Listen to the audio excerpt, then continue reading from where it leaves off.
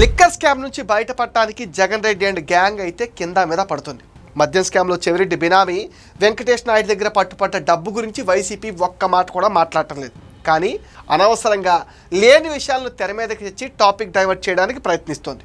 ఇతర పార్టీల నాయకులతో వెంకటేష్ నాయుడు ఉన్న ఫోటోలు మాత్రమే చూపిస్తూ ప్రజలను మభ్యపెడుతున్నారు.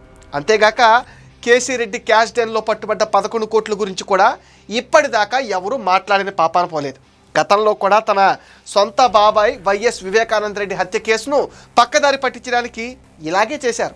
ఆ హత్య పైన 10 రకాల వాదనలు కూడా ప్రచారం చేశారు. గుండెపోటు, అనుమానాస్పద మృతి, నారాసుర రక్త చరిత్ర, సిబిఐ విచారణ కావాలి, తర్వాత మళ్ళీ సిబిఐ విచారణ వద్దు అంటూ పిటిషన్ ఉపసంహరణ, ఇలా ఎన్నో డ్రామాలు చేశారు. అవినాష్ను కాపాడేందుకు సిబిఐ అధికారులపైన తప్పుడు కేసులు పెట్టారు. లిక్కర్ స్కామ్లో తన ఇమేజ్ డ్యామేజ్ అవ్వడంతో ఇప్పుడు జగన్ గ్యాంగ్ డ్యామేజ్ కంట్రోల్ పనిలో పడిపోయారు. జగన్ శుద్ధపూసని చెప్పడానికి వైసీపీ సోషల్ మీడియా అష్ట కష్టాలు పడుతుంది.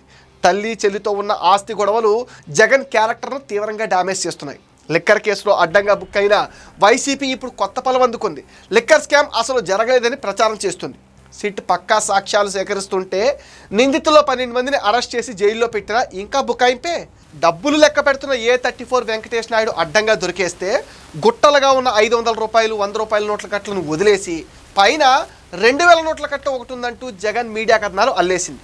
ఆ తర్వాత A34 వెంకటేష్ నాయుడు అసలు మావాడే కాడు, ఆయన టీడీపీ నేత అంటూ ఫోటోలను బయటపెట్టింది.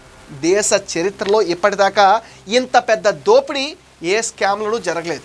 అయినా మేము నిజాయితీ పరులమని జనాన్ని నమ్మించేందుకు వైసీపీ పడుతున్న పాటలు చూస్తే చాలా అసహ్యం కలుగుతుంది.